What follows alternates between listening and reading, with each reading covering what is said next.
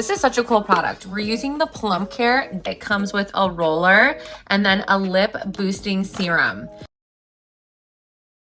Okay, now we're gonna use the serum, which I'm super excited about. Can we talk about packaging? How cute is that? It looks like a little syringe. So it says to shake.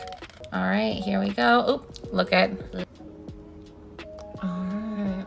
And now that we have rolled them, this is just gonna seep into our lips. I can see how this would work. Gently roll the lip boosting roller over your lips for another minute. Okay, so we're gonna go for extra lip plumping. You could be done at this point. You can feel the serum tingle your lips, and you can feel it getting deeper into the skin doing this extra step.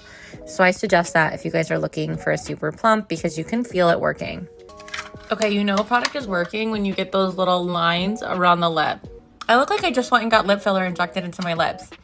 It feels warm. It doesn't, I wouldn't say, it's like tingly and warm. It's not a big pain. I've used some lip like boosting serums and glosses that really hurt. This doesn't. It almost feels really good.